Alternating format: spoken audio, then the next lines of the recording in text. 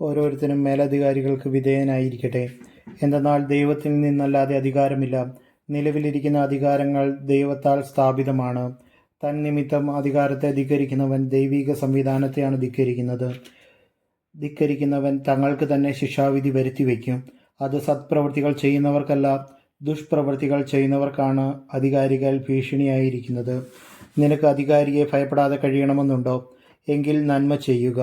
നിനക്ക് അവനിൽ നിന്ന് ബഹുമതിയുണ്ടാകും. എന്തെന്നാൽ അവൻ നിന്റെ നന്മയ്ക്ക് വേണ്ടി ദൈവത്തിൻ്റെ ശുശ്രൂഷകനാണ്. എന്നാൽ നീ തിന്മ പ്രവർത്തിക്കുന്നുവെങ്കിൽ പേടിക്കണം. അവൻ വാൾ ധരിച്ചിരിക്കുന്നത് വെറുതെയല്ല. തിന്മ ചെയ്യുന്നവനെതിരായി ദൈവത്തിൻ്റെ ക്രോധം നടപ്പാക്കുന്ന ദൈവ ശുശ്രൂഷകനാണവൻ. ആകയാൽ ദൈവത്തിൻ്റെ ക്രോധം ഒഴിവാക്കാൻ വേണ്ടി മാത്രമല്ല, മനസാക്ഷിയെ മാനിച്ചും നിങ്ങൾ വിധേയത്വം പാലിക്കുവിൻ. നിങ്ങൾ നികുതി കൊടുക്കുന്നതും ഇതേ കാരണത്താൽ തന്നെ. എന്തെന്നാൽ അധികാരികൾ ഇക്കാര്യങ്ങളിൽ നിരന്തരം ശ്രദ്ധ വയ്ക്കുന്ന ദൈവ ശുശ്രൂഷകരാണ്. ഓരോരുത്തർക്കും അവകാശപ്പെട്ടിരിക്കുന്നത് കൊടുക്കുവിൻ. നികുതി അവകാശപ്പെട്ടവന് നികുതി, ചുങ്കം അവകാശപ്പെട്ടവന് ചുങ്കം, ആദരം അർഹിക്കുന്നവന് ആദരം, ബഹുമാനം നൽകേണ്ടവന് ബഹുമാനം. പരസ്പരം സ്നേഹിക്കുകയെന്നതൊഴിച്ചാൽ നിങ്ങൾക്ക് ആരോടും ഒരു കടപ്പാടും ഉണ്ടാകരുത്.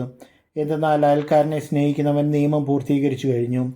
വ്യഭിചാരം ചെയ്യരുത്, കൊല്ലരുത്, മോഷ്ടിക്കരുത്, മോഹിക്കരുത് എന്നിവയും മറ്റേത് കൽപ്പനയും നിന്നെപ്പോലെ നിന്റെ അയൽക്കാരനെ സ്നേഹിക്കണമെന്ന ഒരു വാക്യത്തിൽ സംഭവിച്ചിരിക്കുന്നു.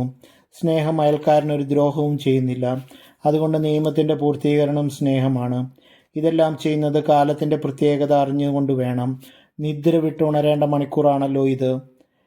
എന്തെന്നാൽ ഇപ്പോൾ രക്ഷ നമ്മൾ ആരും പ്രതീക്ഷിച്ചിരിക്കുന്നതിനേക്കാൾ കൂടുതൽ അടുത്തെത്തിയിരിക്കുന്നു. രാത്രി കഴിയാറായി, പകൽ സമീപിച്ചിരിക്കുന്നു. ആകയാൽ നമുക്ക് അന്ധകാരത്തിൻ്റെ പ്രവൃത്തികൾ പരിത്യജിച്ച് പ്രകാശത്തിൻ്റെ ആയുധങ്ങൾ ധരിക്കാം. പകലിന് യോജിച്ച വിധം നമുക്ക് പെരുമാറാം. സുഖലോലുപതയിലോ മദ്യലഹരിയിലോ അവിഹിത വീഴ്ചകളിലോ വിഷയാസക്തിയിലോ കലഹങ്ങളിലോ അസൂയയിലോ വ്യാപിക്കരുത്.